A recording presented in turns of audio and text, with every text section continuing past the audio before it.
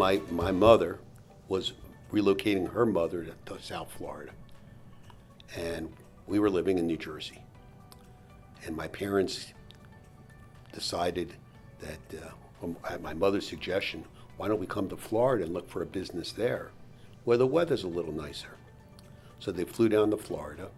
They put a couple thousand miles on rental cars looking at different businesses, bicycle shops and hardware stores. And my father's business before that was in frozen foods. So he knew a fella, though, that was in the telephone answering service business back in our local area in Jersey. And he kind of found that business very interesting because there's no inventory. There's not one client that makes you or breaks you. But there was one vendor, the phone company. And when he came down to Florida, he stumbled on a couple of business brokers, and he suggested, why don't you see if you could find me a telephone answering service business. The first business they found, they couldn't afford. And so they kept looking. And they found a small answering service that was being run by two brothers. The business was called Ding-a-Ling.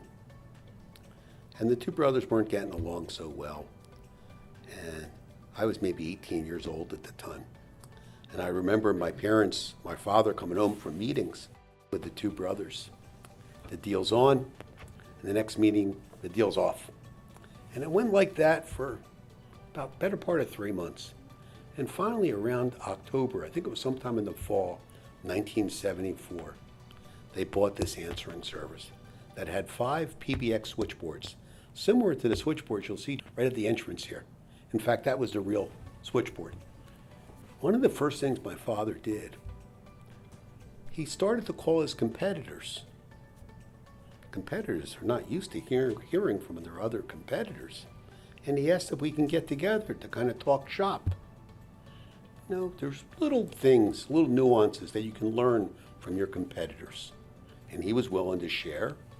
And if they were willing to share and get together and collaborate, there's things to learn.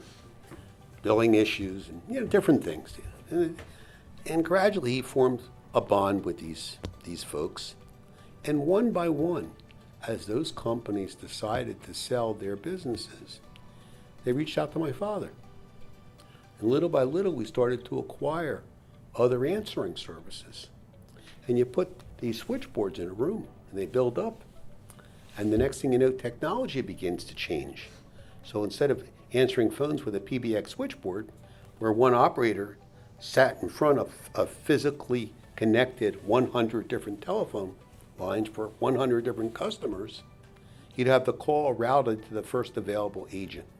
And that was neat new technology, and we adapted to this technology. And then there was, when we first started, we would handwrite messages. Billing consisted of a scale.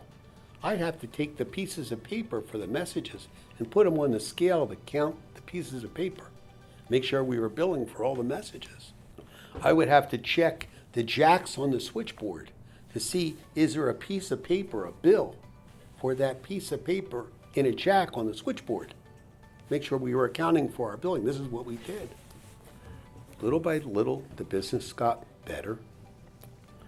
And by then, my father was trying to grow the business for other family members to come in. Toll-free numbers were becoming more and more popular. The answering service business had grown, but he wanted to grow it to be a bigger business. And with toll-free numbers, he thought he could start growing in the way of the call center world. This is before the internet, in the early 90s. Companies were coming to us with their product, with their infomercial. They didn't have the internet, so it was infomercials. And they would come to my father for toll-free number. They would have their widget, they would have their commercial, and they needed the toll-free number. Our sales were all through the yellow pages back then. And I was not willing to accept that it was time for the answering service business to come to the end. And I started focusing on growing it.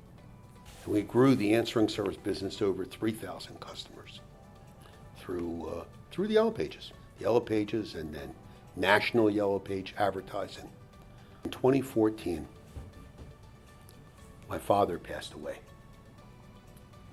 And back by then, I was working with all of my siblings and their spouses in the same business. That's a tough business, tough way to operate with that many different family members. By 2019, a few of my siblings decided that they wanted to retire and sell the contact center business. And I was the one, I didn't want to sell a business. My father built his business and I wanted to keep growing the business, but I was outvoted. And so we ended up selling the larger business. And I decided I want to buy the answering service business from my own family and run that business. I still had children in college. I wasn't ready to retire. My father worked till he was 89 when he passed away. But I enjoy working with these people and I enjoy this business. And now my son's in the business, which is wonderful. And I have other children that consider coming into the business with me. So I think it's great that I get to come into a business where I really care about the people I work with, where my children are finding a passion and an interest as well.